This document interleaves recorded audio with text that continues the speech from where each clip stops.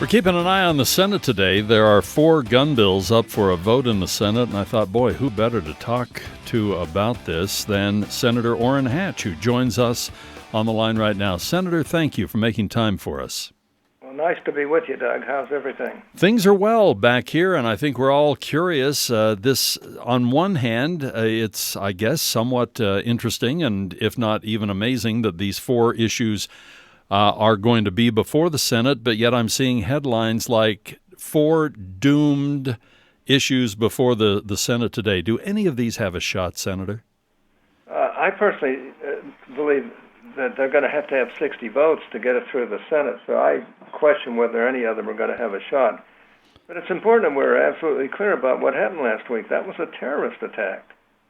This was an American-born radical Islamic terrorist who got access to a firearm and used it to commit a heinous terrorist attack. And this is not some random shooting. This is a national security issue. And naturally, the Democrats always jump on every problem that we have with guns as though, we got to have gun control in this society. And this was an American-born radical Islamic terrorist who got access to a firearm and used it to commit a heinous terrorist attack. It was not a random shooting. We do seem to always have, when we have, and sadly these are happening far too often. I read somewhere where this was the 20th time that President Obama has spoken to the American people about one of these tragic shootings, and we've had them of all stripes, but you're absolutely right. This was a terrorist attack, and we tend to have people run into their political corners. We have, on the Democratic side, the more liberal side, we have those who want gun control issues, and then on the other side, we tend to have everybody goes to their political corners here. Senator Lee was saying that he feels that on some of these issues we're actually kind of close, like on the no-fly, no-buy. Is that something that if people would just maybe stretch that hand out just a little bit, that could happen? Well, I don't know. I believe that there is common ground here, and I hope our good faith efforts to present solutions is met with an equal willingness to forge a compromise on the other side, even if it doesn't contain every single proposal the Democrats are hoping for. They always try to make a big political issue out of all these things rather than really working together. And we live in a free society, and we need to remain a free society. We cannot allow terrorists to change who we are and what our rights are.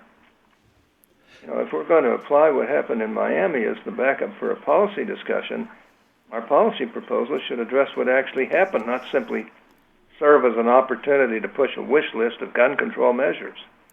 Senator, maybe just a quick thought on each of these. One is from Dianne Feinstein, and wants to allow the Attorney General to deny a gun sale to anyone if she, in this case, has a reasonable belief, much lesser standard than probable cause, that the buyer was likely to engage in terrorism. Your thoughts on that quickly? We've never gone that far. We shouldn't go that far. We shouldn't put that type of power in the hands of a bureaucrat, no matter whether they're Republicans or Democrats. I mean, this is a country of freedom. Yeah. The Second Amendment is a rule of freedom. And look, it's amazing that we have a lot fewer of these things than other countries. But, we're going to have some. We have a number of laws already on the books.